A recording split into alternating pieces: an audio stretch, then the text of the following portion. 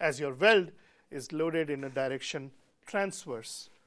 I'm pointing at as soon as your weld is loaded in a direction transverse, because if this is my axis of loading, these two welds are subjected to forces longitudinal, whereas this is the one subjected to the weld that is transverse. You can of course neglect this additional strength and instead just assume that all your fillet welds have the same capacity given by this equation. It would be conservative, right? Because it only goes up. So let's say that your calculation gave you a requirement that you need 15 inches of weld length. You could position 6 here, 6 inches here, and you could provide 3 inches here. That would assume that you're not accounting for the additional strength available from the 3 inches, which is going to be as strong as 4.5 inches, because it has a factor of 1.5, right? So you can take that into account, or you can skip that. It depends upon how conservative you want to make your calculation. If you do take it into account, the specification tells you not so fast. I want to give you some caveats. It tells you that for fillet weld groups that are concentrically loaded, consisting of elements with a uniform leg size, just like the example we were looking at, that are oriented both longitudinally and transversely to the direction of applied load, Rn shall be determined as the greater of the following. So if you switch over to my computer, it gives you two equations. It says, number one, you can just add the strengths of the longitudinal and transverse, which is what we just did. So if we just say 6 plus 6 plus 3, it's conservative because you're ignoring the additional strength from the transverse welds. Or you can take 0.85 or 85% of the longitudinal weld strength plus 150% of the transverse weld strength. Does that make sense? So you would actually get 0.85 times 6 plus 0.85 times 6 plus 1.5 times 3. And you'd have to make sure that that number is greater than 12. Sorry, 15, whatever it is that we were trying to design. Does that make sense? So just for the case of longitudinal and transverse welds, it tells you that you can combine them or you can use the greater of the following. If you used bullet number 1, you would be ignoring the additional strength from the transverse. If you used bullet 2, you'd be using 85% of the longitudinal weld strength plus 150% of the transverse weld strength. Does that make sense? So we've talked quite a bit about the strength of the fillet weld. What were the key topics that we discussed? Well, I think that the most important topic that we discussed was,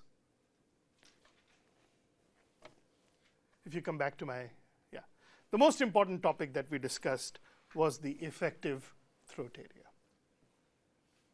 It's 0.707A, and now you know why, because shear failure occurs across that plane. The total shear area is 0.707 multiplied by the length of the weld. But it's shear fracture that's occurring, so you will be using 0.6 times the electrode strength, 70 KSI. And then the most important thing that we learned on this slide was that the phi factor is given by 0.75. Rest almost everything else stayed the same. It also gave us an equation that accounts for the angle theta, where theta is the angle between the loading direction and the weld direction. What that means is that if I'm looking at a weld that looks like this, and it is subjected to load like this, that's the angle theta, then I can say that Fnw, the strength of the weld electrode, is going to be equal to 0.6 times Fexx multiplied by 1.0 plus 0.5 multiplied by sine theta raised to the power 1.5. I will need this when I get to the eccentric weld group, and that's why I'm emphasizing it. For the special situation where I have only longitudinal and transverse welds, it tells me I can use either FNWL plus FNWT, or I can use 0.85 times FNWL plus 1.5 times FNWT.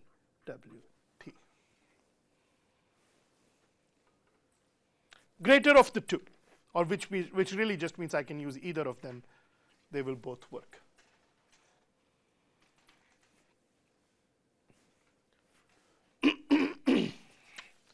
So what that means is when I'm looking at this figure and I'm talking about weld design, I know now that I can calculate the strength of the fillet weld. What if I'm using, just for the sake of argument, I'm using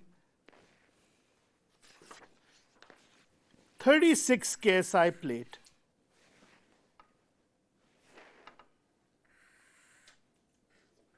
that is only 1/4 of an inch thick, and I'm going to weld it to another 36 KSI plate that's only 1/4 of an inch. And for some strange reason, your intern designed it with a nice 1/2 inch fillet weld because there was no limitation on size. And from E70 electrode. Is there something bothering you? What's bothering you now? Well, the problem is that the fillet weld is kind of too big. What does that even mean, that the fillet weld is too big? Well, what it means is that you were trying to transfer a force F from this plate into this plate. And all of that force is going to go through the fillet weld. How is it going to go through the fillet weld? Well, the force is going to get in there from here. Is that correct? And then it will be carried by the fillet weld, and then it will go here. Fair enough? Which means that if I were to draw a close-up picture of it,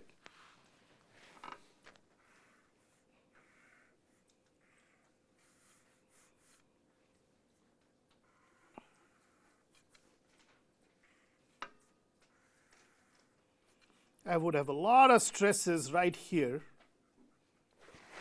to transfer the force from the plate above into the fillet weld. And then I'd have a lot of stresses here